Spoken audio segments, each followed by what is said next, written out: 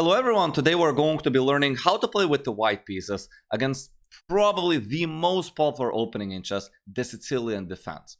I recommend not going into the main line, which is playing the open Sicilian. Instead, because everybody's prepared against that, I recommend going for the Alpine Sicilian, which starts with the move c3, and we're going to be preparing the move d2 to d4. Now, here comes interesting psychological approach to this, especially for all of you who are beginners to intermediate level players. When we're playing the open Sicilian after knight f3, there are many good moves like d6, knight c6, e6, g6, even a6 is a move.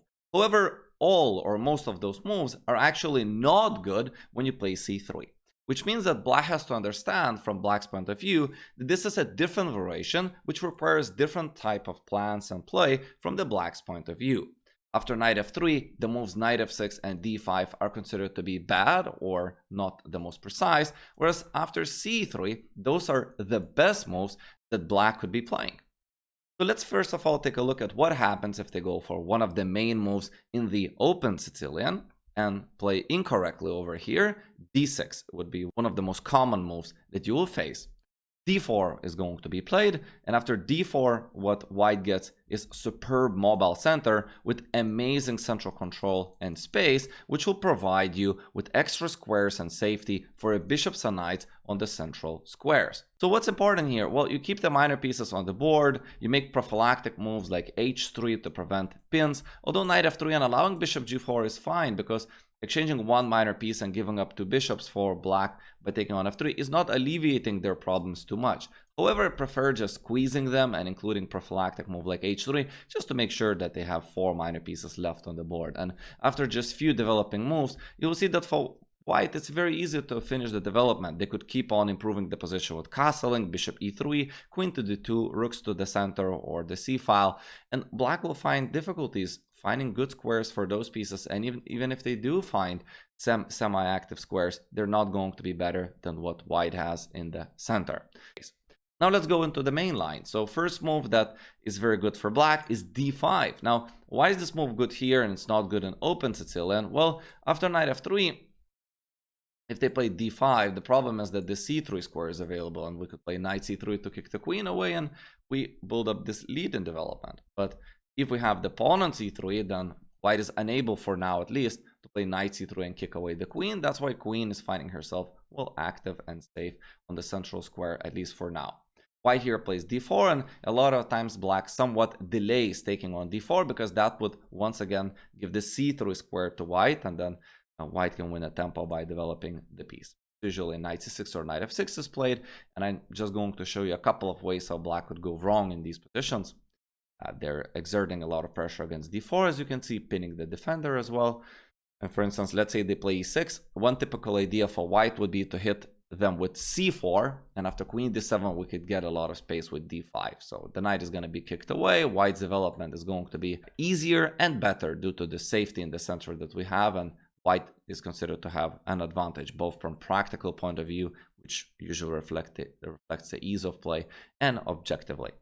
Instead, black would also be taking on d4. Once again, I'm mentioning this knight c3, but that it becomes an option after this change in the pawn structure in the middle. Queen usually goes to a5, h3, bishop h5, and because black didn't play the absolute best moves here, white often has the chance to play d5. We have quite a few grandmaster games over here, over 100 games. Nevertheless, white is scoring very, very well. They're opening up the middle because they can castle much quicker. As you can see, black has still bishop and knight to develop, and we hope to get opportunities against the black's king. For example, e takes d5, then knight d4, discovered attack against the black's light square bishop. After takes and takes, we have a pin that is going to be occurring on the e file. So bishop e7, for instance, was played quite a few times, knight c6, b6, and after castling, safety of the black's king is questionable, and therefore white has advantage. I think practically speaking, it's even bigger advantage than objectively, because the engine would suggest that white is better, but not winning or much better or anything like that. But I think from practical point of view, it's very difficult to be, or more difficult to be playing black here than white. The most popular move, by the way, is king f8. One most popular move is king f8, I guess. Clear that white's game is simpler. And the other move that black would be playing over here is knight to f6.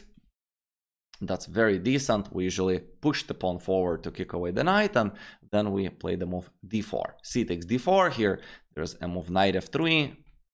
They cannot take on c3 because the knight is hanging, but I just recommend taking back, simpler if you're not a super grandmaster to remember. Black often plays d6 to apply pressure on e5. White plays knight f3 to be ready to take back with the knight very often. Knight c6, bishop c4, hitting the knight, and then they win a tempo against our bishop, but we won a tempo because we forced the knight to move twice. And various different moves with the bishop here is possible. I recommend simply going to b5, and then if they unpin themselves, we have a simple game with knight c3, and for example, d takes e5, pawn takes e5, white can castle, white has some space advantage due to the pawn on e5. I think there is no problem here, neither from weaknesses point of view, neither from questions about where to develop our pieces over here. However, the most popular move for black would be d takes e5 over here, and this time because the d-pawn is pinned, we do take with the knight to exert pressure against the pin knight on c6. Bishop d7, they're unpinning and preparing this threat of taking the knight and winning a piece even due to this covered attack against our bishop. So we have to take the bishop, we get 2 bishop advantage. Knight to c3, threatening d5 for example, so they have to play e6 to stop it. And after castling, white leads the development, has active pieces, but black on the other hand has no weaknesses and perhaps chances against the isolated pawn in the endgame. So the game could follow like rook to d8, applying more pressure, bishop e3 guarding, bishop e7, queen g4, castling, and after rook a d1 we reach objective equality, with easier to play position for white in my opinion due to active pieces. White has 2 bishops and potential for central break d5 to develop the initiative, as well as kingside attack because the rooks can be lifted and it seems like queen is nearby and other pieces can look at the opponent's king as well. If you enjoyed the lesson and this was valuable, hire me as your personal online chess coach, shoot me an email. Thank you very much and see you in the next video.